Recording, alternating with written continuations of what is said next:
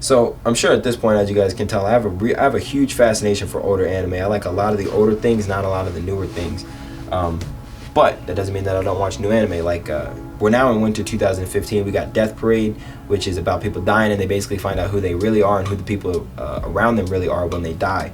It's really nice. It's different from a lot of other anime that are out there. Assassination Classroom, which is about an alien that comes in and he tells the classroom they gotta assassinate him by the end of the year or everybody dies.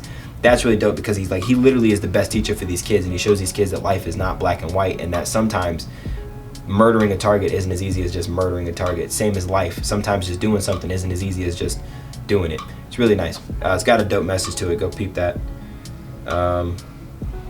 Testament is just a New Devil, straight up High School DxD ripoff. Like literally the characters even feel like the characters from High School DxD. I wouldn't watch it. If you're gonna watch that, just go watch High School DxD.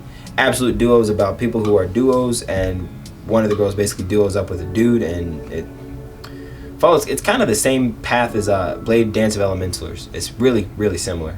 Oh, what's the World Breaker anime? I hate this shit. World Break Aria of Curse for a Holy Swordsman. That show was alright.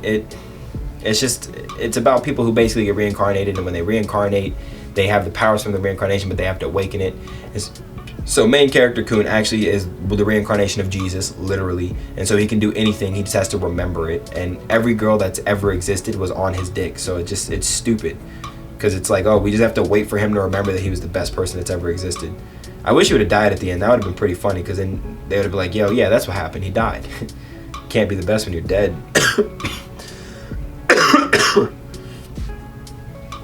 Spring of 2015, we have Shokugeki no Soma, which is about cooking, and it's fantastic. Dungeon, Is It Wrong to Pick Up Girls in a Dungeon, which is about a guy who's just trying to become awesome, but he finds a girl in a dungeon that he loves, and he has to get good enough to be with her.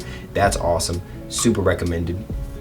Owari no Seraph, which is about basically these two kids that get split up, and one gets turned into a vampire, one gets turned into a murderer of vampires, and they kind of have this dynamic where they have to fight each other. Really nice. Loved it.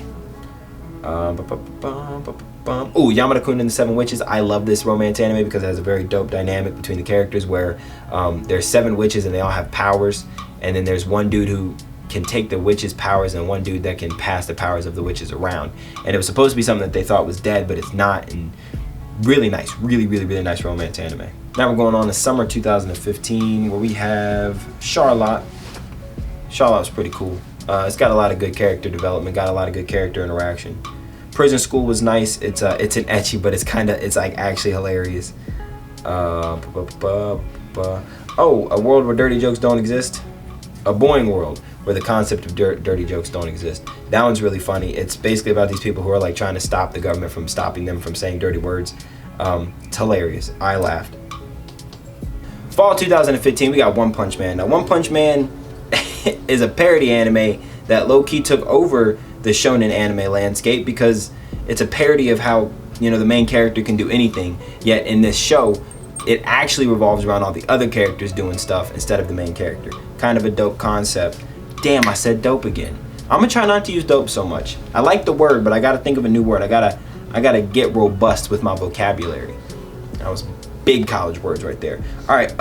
Lupin 2015. So I love Lupin. I really, really like the show and the series as a whole. But I'm not sure if the Lupin 2015 is a continuation or if it is a...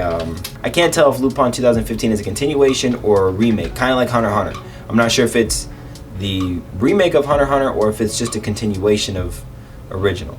So, watch Lupin 2015. It's pretty cool. It's just about a dude. You see how I almost said dope there? Yeah, it's pretty cool. It's just about a dude who goes around and steals stuff.